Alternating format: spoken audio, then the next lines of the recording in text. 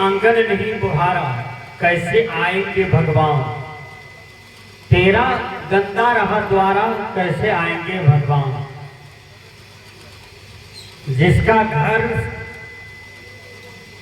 साफ हो गया, आंगन साफ हो गया, दरवाजा साफ हो गया, तो जहां सफाई है वहां ईश्वर का वास है। और जहां गंदगी है वहां गंदगी का ही वास हो जाता है, वहां ईश्वर का निवास नहीं होता है। तन क्या है? तन एक मंदिर है। जैसे हम लोग मंदिर को धोते हैं, मांजते हैं, मूर्ति साफ करते हैं, मूर्ति के आगे में अगरबत्ती जलाते हैं, प्रसाद चढ़ाते हैं, प्रणाम करते हैं, क्योंकि वहां शुद्धता है, वहां स्वच्छता है। क्योंकि उस मंदिर में हम भगवान को मान बैठे हैं, इसलिए स्वच्छता और सफाई वहां देते हैं। लेकिन वो तो नकली है। असली तन मंदिर में परमात्मा बैठा है, आपके अंदर में ही परमात्मा बैठा है। लेकिन यहाँ हम गंदगी रखते हैं, वो क्या है? हम मछली, मांस, शराब, अंडा, दारू, ये सब गंदगी हम रख देते हैं। और ये परमात्मा को स्वीकार नहीं है, परमात्मा निगलेक्ट करता है। क्योंकि आपने सुना होगा, आरती तन मंदिर में कीजिए। आरती मतलब आत्मा, रति मतलब लीन। इसी तन मंदिर में आरती करो, यानी इसी तन मंदिर में लीन हो जाओ। इसी तन मंदिर में भगवान सबको मिला है, इसी तन मंदिर में परमात्मा सबको मिला है। बाहर किसी को कुछ नहीं मिला है। बाहर कल्पना है, बाहर मिथ्या है, बाहर भटकाव के सिवा कुछ नहीं है। जैसे दूध में घी छिपा हुआ है, मेहंदी में लाली छिपा हुआ है, उसी प्रकार इसी तन मंदिर को सृजन करके इसी तन मंदिर में परमात्मा बैठ गया है और उसे आभास करने की जरूरत है। इसलिए संत कहते हैं कि अपने तन मंदिर को साफ करो। बहुत से लड़के को देखते हैं कि सिगरेट पी रहा है, बहुत से आदमी को देखते हैं बीड़ी पी रहा है, बहुत से आदमी को देखते हैं तंबाकू खा रहा है, बहुत से आदमी को देखते हैं कि पान चिबा रहा है। लेकिन याद रखिए, परमात्मा यह सबको निगलेक्ट करता है, उसको स्वीकार नहीं है। इसलिए गंदा चीज को खाने वाला, गंदा चीज को पीने वाला आदमी देखिएगा थूक बहुत फेंकता है। और थूक क्यों फेंकता है? क्योंकि अंदर में जो भगवान बैठे हैं ना, तो वो निगलेक्ट करते हैं कि ये बदबू है, ये गंदा है, इसको ये तन मंदिर में न रखो। इसलिए भजन के माध्यम से समझाते हैं, कोना कयलना जय भाहे बहिना, कोना कयलना जय भाहे। एक बहिना दूसरे बहिना से कहता है, आप जानते हैं मित्र दोनों को दिल की बात कह बैठता है। और सखी जो होता है, बहिना जो होता है, एक बहिना को समूचा दिल की बात कह बैठती है। क्यों? बहिना का दिल से दिल मिलता जुलता है और मित्र के दिल से दिल मिलता जुलता है। तो एक बहिना दूसरे बहिना के यहाँ चली जाती है और उस बहिना के यहाँ बकरी है, सुगर है, उधर कबूतर है, उधर मुर्गा मुर्गी है, चारों तरफ गंदगी नजर आया, आंगन गंदा बुझाया, दरवाजे गंदा बुझाया, घर गंदा बुझाया और भोजन खान पान गंदा बुझाया। तो बहिना कहती है, हे बहिना, हमारा जीवन तो वैष्णव का है और तुम्हारा जीवन तो साकट का है। फिर हम तुम बहिना कैसे हो सकती हो? हम तुम सहेली कैसे हो सकती हो? वह बहिना कहती है, कोना कयलना जय भाहे बहिना, कोना कयलना जय भाहे, अंगना तोर घर हरियार बहिना, कोना कयलना जय भाहे।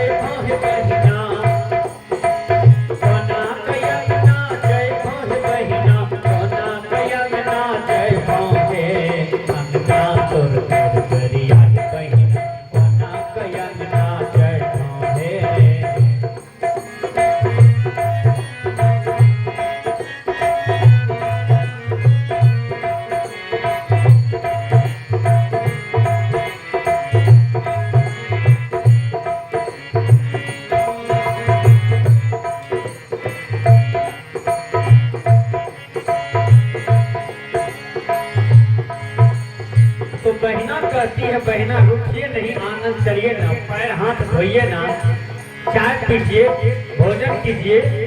तो वो बहना कहती है नहीं नहीं, हम तो गुरु महाराज की बेटी हैं, गुरु महाराज के शिष्या हैं, हम संकट के यहाँ भोजन नहीं करते हैं।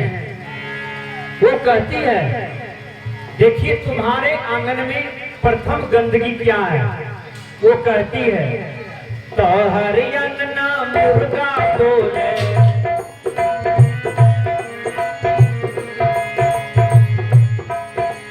हे बहिना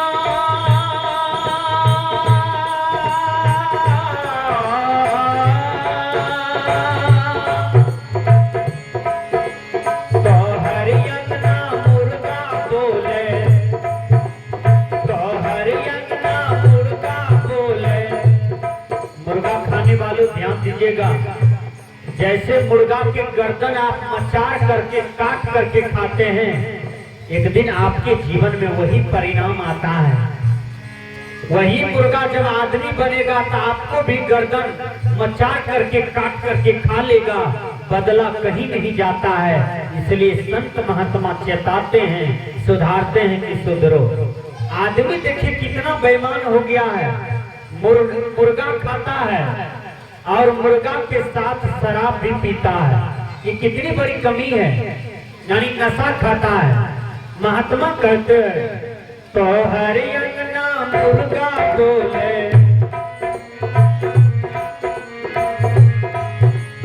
तो हरि अंगना मुर्गा बोले, बोले कुकुरुम को कहे, बोले कुकुरुम को कहे, अंगना तोर करिया बहिना सोना के अंगना जय मोहे।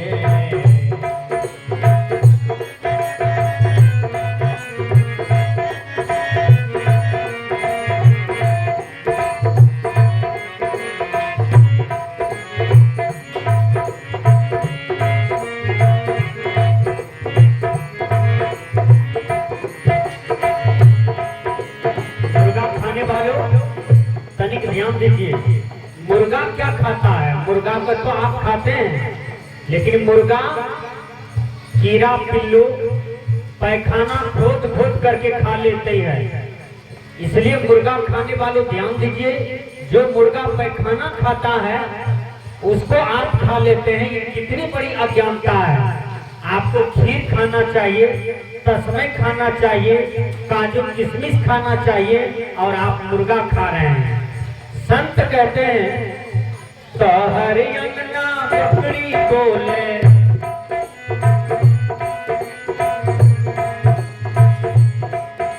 तो हरि अंगना बकरी बोले, हे बहिना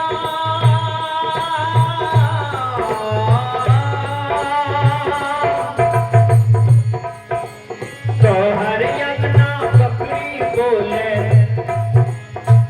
बकरी पोसने वालों, बकरी बेचने वालों, तनिक ध्यान दीजिए, आप भूल कहाँ करते हैं। जिस कसाई के हाथ में बकरी बेच करके आपने पैसा लिया है, बकरी की गर्दन कटने वाला है, और आप पैसा को देख देख करके नाच रहे हैं, कूद रहे हैं, आपको भी पाप लग गया। संत कहते हैं बेचने वाले को, काटने वाले को, खाने वाले को, सबको पाप लगता है। इसलिए संभल करके कर्म कीजिएगा, ये कर्म फल किसी को नहीं छोड़ता है।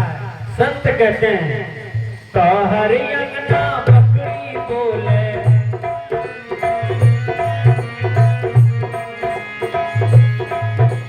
तो हरि अंगना बकरी बोले, बोले भैं भैं दे, बोले भैं भैं दे, अंगना तोर करिया है बहिना सोना के अंगना जय मोहे,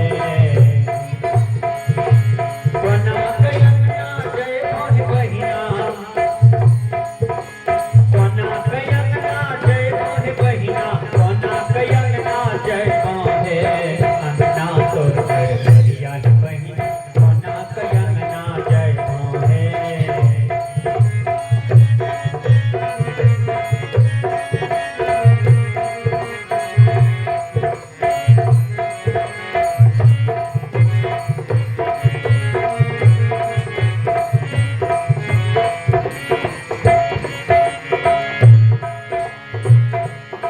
तीसरा दुर्गुण दिखाती है सखिया, कहती है हे बहिना, प्रथम अवगुण तो मुर्गा है, दूसरा अवगुण तो बकरी है, अब तीसरा अवगुण क्या है? तो हर अंगना झगड़ा हो गए।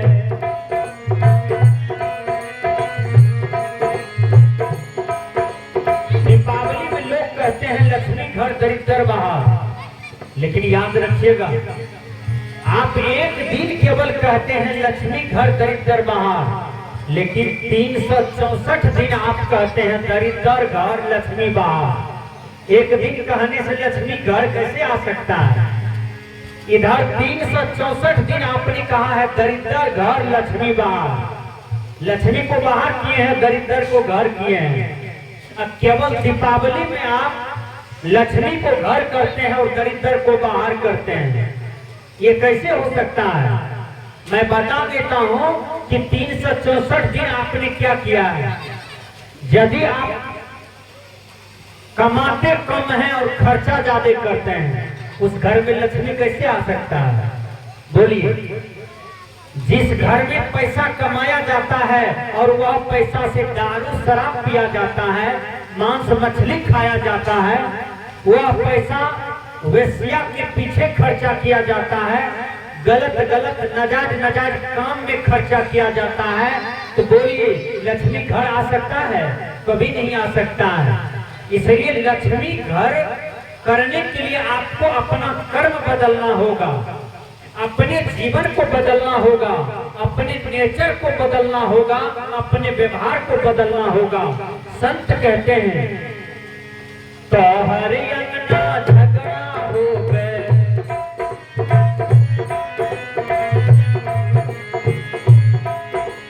तो हर अंगना झगड़ा हो गए। दरिद्र रानी नाचै है, दरिद्र रानी नाचै है, अंगना तोर घर परिवार बहिन बना कयन नाचै है, बना कयन नाचै मोह बहिना, बना कयन नाचै मोह बहिना, बना कयन नाचै मोह, अंगना तोर घर परिवार बहिन बना कयन नाचै मोह।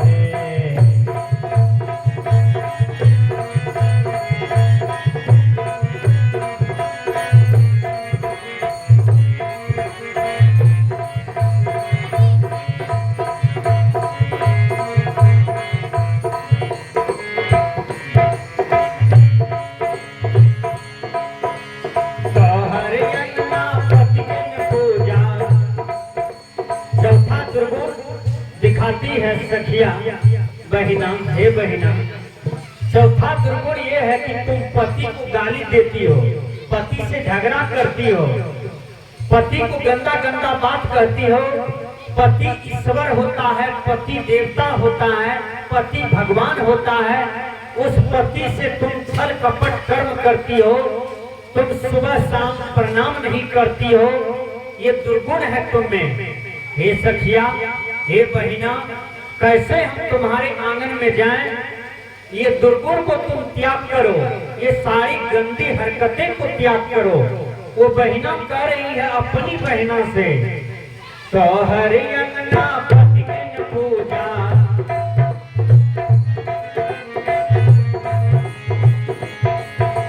तो हर अंगना पतियन पूजा, पाती तोर ईश्वर है, पाती तोर ईश्वर है, अंगना तोर घर परिवार बहिना बना कयन नाचै मोहे,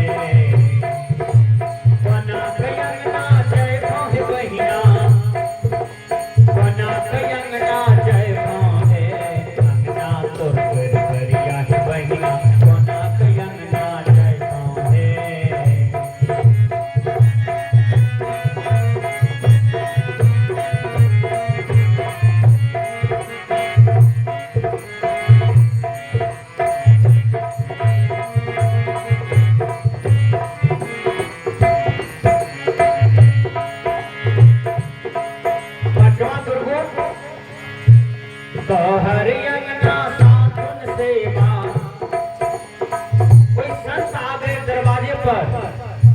समझो कि आज मेरा भाग जगा था कि संत भगवान दरवाजे पर आए। हाँ, ऐसे संत को चरण पकड़ना चाहिए, चरणामृत लेना चाहिए, उनसे ज्ञान लेना चाहिए, उनको भोजन देना चाहिए, उनको वस्त्र दान करना चाहिए। और सबसे पुनीत काम है कि आप ज्ञान लेकर के अपने जीवन में धारण कीजिए, ये आपको फायदा करेगा।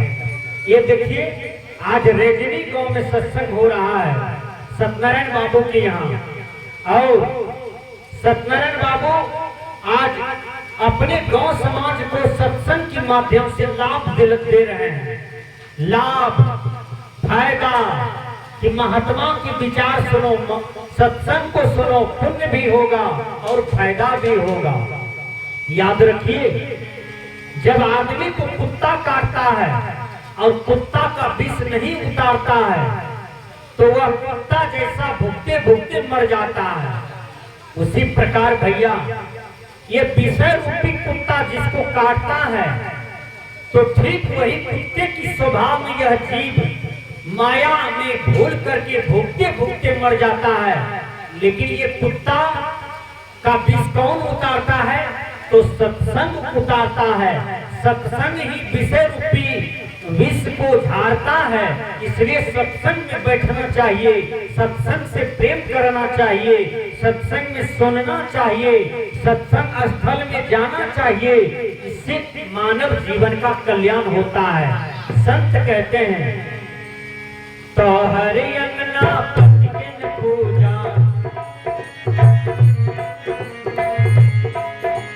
तो हरि अंगना पतिन पूजा। वो बहिना कहती है, हे बहिना, पति का पूजा करके सती अनसुईया पतिव्रता नारी कहला गई। पति का पूजा करके सती सावित्री हो गई। पति का पूजा करके मां सीता सती कहला गई। इसलिए पति की भक्ति करना बहुत बड़ी शक्ति की प्रदानता है। हे बहिना, तुम अपने पति को देवता समझ करके उनको सम्मान करो। कहती है, तो हरि अंगना पतिन पूजा, तो हरि अंगना साधुन सेवा, तो हरि अंगना साधुन सेवा। अंगना भेला मसान हे, अंगना भेला मसान हे, अंगना तोर घर करिया हे बहिनी, कोना कयंगना जय मोहे, कोना कयंगना जय मोहे बहिना, कोना कयंगना जय मोहे, अंगना तोर घर करिया हे बहिनी, कोना कयंगना जय मोहे।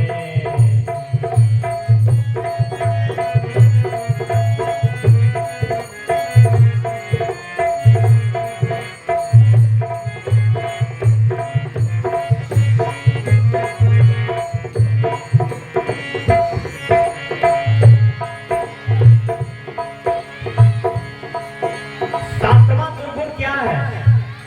वो बहिना कहती है, हे बहिना, सबसे बड़ा दुर्गुण तो मनुष्य के जीवन में ये है कि जिस माँ ने 9 महीना पेट में रखी, जन्म दी, जिस पिता ने पाला है, पोसा है, पढ़ाया है, लिखाया है, मास्टर, इंजीनियर, डॉक्टर बनाया है, किसान बनाया है, और वही माँ बाप को हम बुढ़ापे में काम नहीं देते हैं, वह माँ बाप से अनपेक्षित करते हैं, वह माँ बाप को तिरस्कार करते हैं बुढ़ापा में।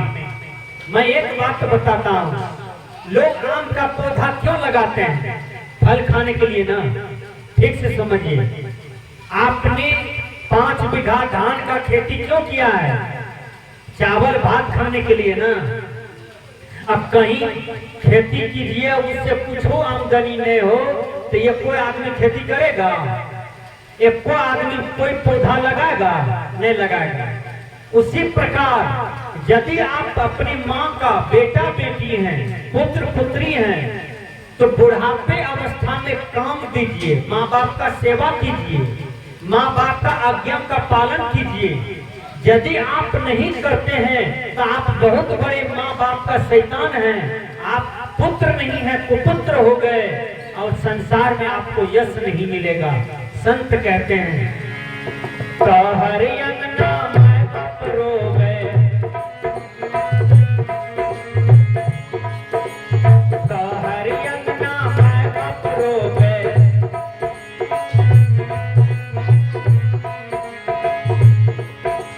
कभियो न मिलता प्राण है, कभियो न मिलता प्राण है, अंगना तोर घर बरियात बही कोना के अंगना जय मोहे,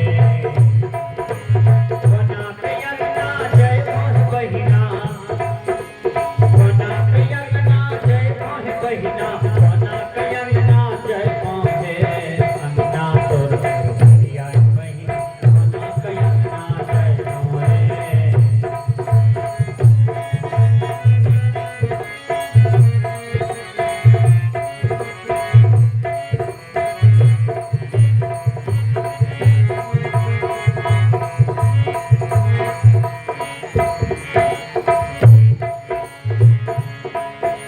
रणवीरता से कहे बहिना,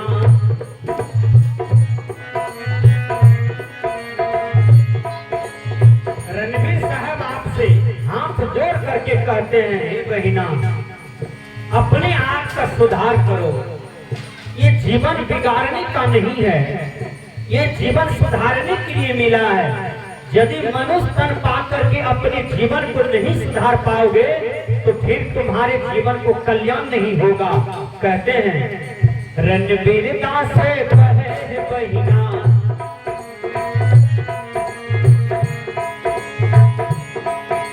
रणवीरता से कहे बहिना, जल्दी से कर तुरो है, जल्दी से कर तुरो है, अंगना तोर घर बरियात बहिना कोना के अंगना जय मोहे, कोना के अंगना जय मोह बहिना, कोना के अंगना जय मोह बहिना, कोना के अंगना जय मोहे, अंगना तोर घर बरियात बहिना कोना के अंगना जय मोहे, कोना के अंगना जय मोहे, कोना के अंगना जय मोहे। बोलिए सद्गुरुदेव की जय।